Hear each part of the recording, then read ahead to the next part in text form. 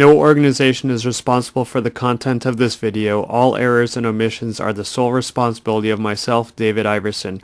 This video must not be your only source of information. Please attend official USSA educational opportunities. Please download official USSA educational materials. Okay, the topic of this video is going to be synchronizing timers. So I've got two timers, and so I need to synchronize them less than half an hour before the start of the race. So within half an hour of the first racer starting, I need to synchronize my timers. Now this is something that confuses people.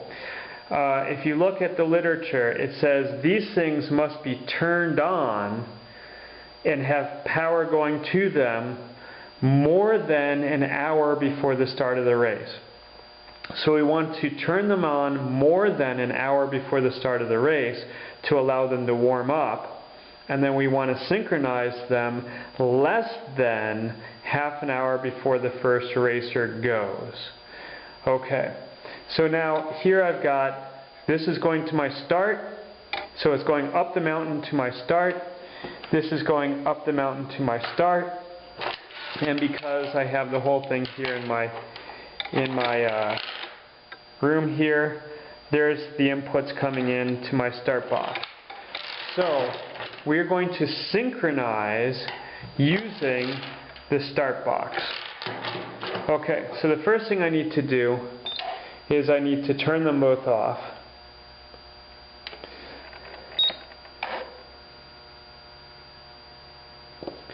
So switch off, press red OK, yes. And then it says external power exists. Hit start to reset. And once again, I want to remind you that I'm doing this for my system. Your system might be different. But basically, you have to have your little system that you're going to do several times a day during your racing. So you got to know your system pretty well.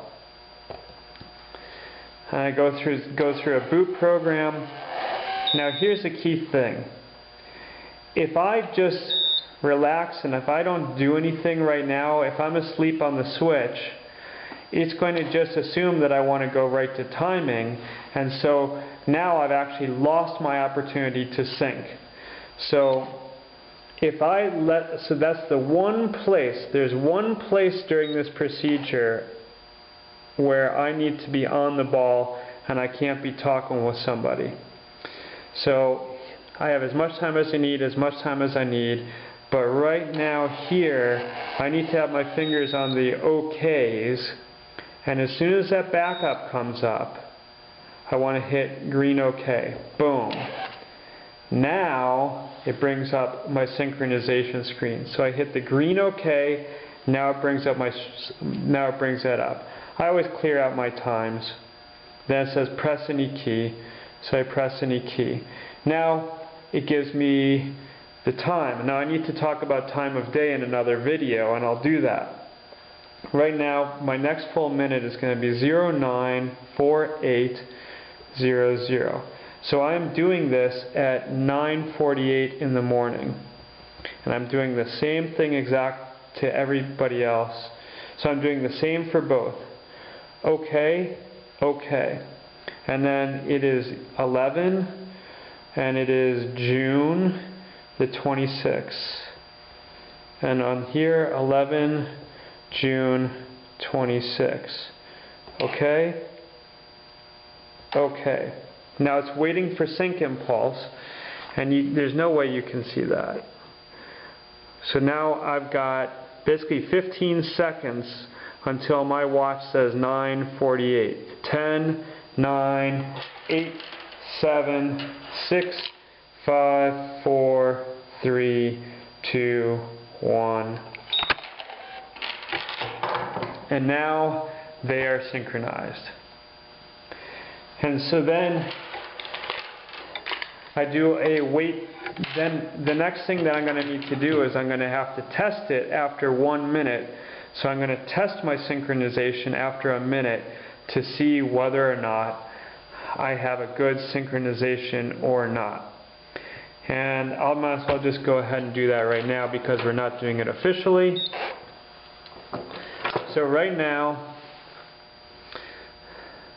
this one is reading 948.30.0178, and this is 948.30.0216. Now, the rule says they must be within 5 thousandths of a second of each other. And these right now are within 4 thousandths of a second of each other. So that was actually probably not the best synchronization I could have done. I've definitely done synchronizations that have been better than that. But that is the synchronization procedure.